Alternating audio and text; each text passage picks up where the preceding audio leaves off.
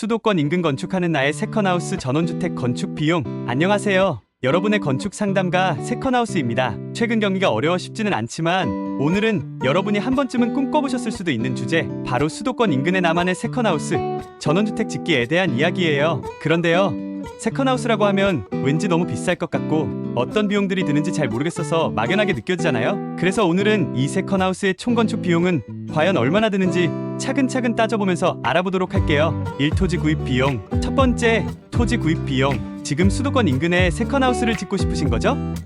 그렇다면 토지부터 구입해야겠죠? 우선 생각해볼 부분이 일가구이 주택의 다른 세금 문제입니다. 이 문제를 해결하기 위해서는 두 가지 대안이 있습니다. 소형 농지를 구입하여 10평 이내 농촌 체류형 쉼터로 건축할지, 아니면 대지를 구입하여 근린생활시설 즉 사무실로 신고할지입니다. 두 가지 대안 모두 주소를 이전할 수 없다는 것은 알고 계셔야 합니다. 특히 근린생활시설의 경우 주소를 이전했다가는 세금 폭탄을 맞을 수도 있다는 사실, 그리고 사실 농지 구입 시 가급적 계획관리지역이 좋습니다. 80평에서 100평 이내 구입이 가능합니다. 50평에서 60평 규모로 너무 작게 분할된 농지의 경우 향후 매각 시 환금성이 떨어질 수도 있습니다. 또한 근린생활시설을 건축하기 위해 저렴한 토지 즉 대지 및 개발 행위를 득한 임야의 경우 주변 시세에 비해 가격이 낮은 경우 혐오 시설인 분묘가 있거나 축사가 있어 환금성을 떨어뜨리는 요인이 될 수도 있습니다. 물론 저렴한 토지의 경치가 좋고 편의 시설과 가깝다면 금상첨화이겠지만 모든 요건을 갖추기가 쉽지는 않습니다. 그래서 나에게 딱 맞는 지역과 예산을 미리 잘 설정해두는 게 정말 중요합니다. 이 건축 비용. 자, 이제 땅을 샀으니 집을 지어야겠죠?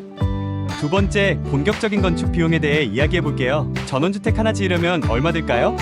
크게 두 가지 요소로 나뉘는데요. 첫째는 평수, 둘째는 내가 고를 집의 마감재와 디자인이에요. 일반적으로 자주 짓는 연면적 40평 규모의 목조 전원주택 기준으로 평당 건축 비용을 700만 원, 이면 간단한 토목공사와 조경 및 건축 공사가 가능합니다. 주방은 한샘 가구, 그리고 여름에 더위를 식혀줄 시스템 에어컨까지. 그래서 센스 있는 시공자를 잘 만나야 비용을 절감하며 준수한 이런 조건을 갖춘 전원주택을 내 것으로 만들 수 있습니다. 그리고 체류형 쉼터의 경우 평당 400만 원, 550만 원, 700만 원 세 모델로 나눌 수 있습니다. 평당 400만 원 제품은 벽체가 150T 내외로 우레탄 징크 판넬을 사용하며 경량 철 구조물입니다. 평당 700만 원 경우 목조 건물로 단열 조건을 갖춘 소형 건물로 생각하시면 됩니다. 3인허가 비용. 인허가 비용은 말 그대로 집을 짓기 전에 법적으로 필요한 허가를 받아야 하는데 드는 비용이에요. 이 단계는 빼먹으면 절대 안 돼요. 보통 설계사무소나 건축 전문가를 통해 진행하는데 설계비와 관련 행정비용 등이 포함돼요. 이 금액은 대략 500만 원에서 1000만 원 정도로 생각하시면 돼요. 하지만 설계 난이도나 지역 상황에 따라 차이가 날 수 있으니 전문가와 꼼꼼히 상담하시는 게 좋아요. 허가받기가 생각보다 까다롭다고요?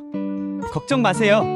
이건 건축의 첫 관문일 뿐이니까요. 임야나 농지를 근린생활시설로 전용할 경우 농지 전용비, 산림 대체 조성비가 발생합니다. 차인입 비용.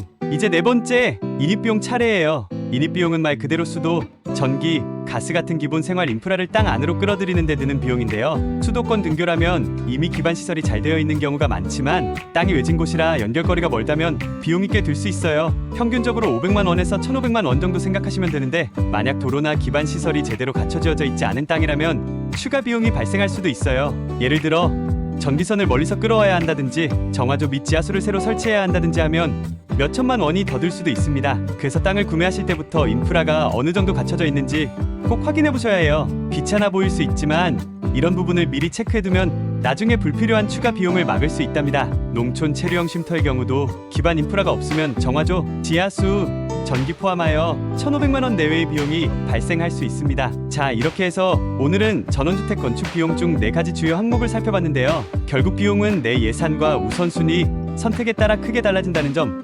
꿈꾸는 집을 현실로 만드는 과정이 쉽지만은 않겠지만 하나씩 잘 계획하고 실행해 나가면 어느새 힐링이 가득한 나만의 세컨하우스가 완성될 거예요. 여러분, 오늘 내용도 유익하셨길 바라며 더 궁금한 점 있으시면 댓글 남겨주세요. 감사합니다.